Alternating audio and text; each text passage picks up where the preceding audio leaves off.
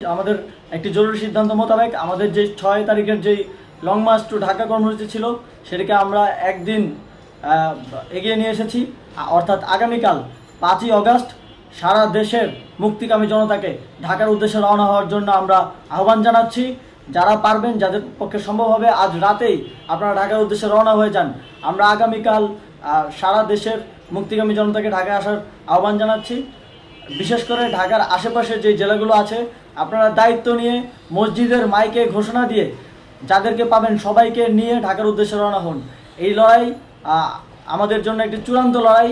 আমরা চূড়ান্ত ঘোষণার জন্য প্রস্তুত, আমরা গণভবনের দিকে যাত্রার জন্য প্রস্তুত এবং সেই উদ্দেশ্যেই আপনারা সবাই ঢাকা আসুন।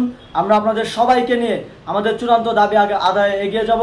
আমি জানি না সমন্বয়করা আজকে রাতে বেঁচে থাকতে পারবে কিনা, কিন্তু আপনাদের উপর আমরা এই দায়িত্ব দিচ্ছি।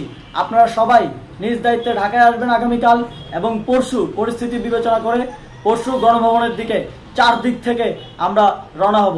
আমরা খুব আতঙ্কের সাথে লক্ষ্য করছি যে ছাত্রলীগ, যুবলীগ এবং আওয়ামী লীগের গুন্ডারা পুলিশের অস্ত্র দিয়ে পর্যন্ত সাধারণ জনগণের উপর হামলা করছে। কিন্তু একটি সুখের খবর হচ্ছে সারা দেশের বিভিন্ন স্থানে সেনাবাহিনী ছাত্র জনতার পক্ষে দাঁড়িয়েছে।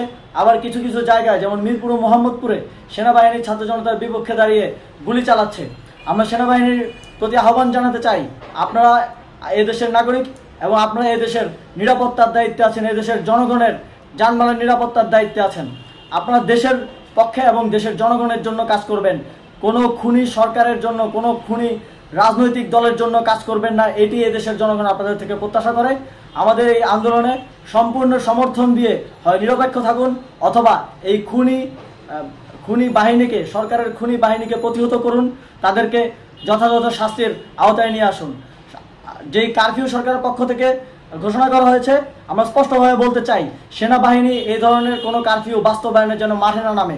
যদি মাঠে নামে তাহলে সেনাবাহিনী স্পষ্টভাবে অফিসিয়ালি জনতার বিরুদ্ধে দাঁড়াবে। আমরা চাই না সরকারের এই ষড়যন্ত্রে সেনাবাহিনী পা দিক।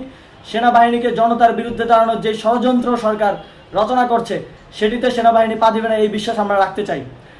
আওয়ামী লীগ আজ সারা দেশে তাদের খুনি বাহিনীকে নামিয়ে দিয়েও ছাত্র জনতার প্রতিরোধের মুখে টিকতে পারেনি।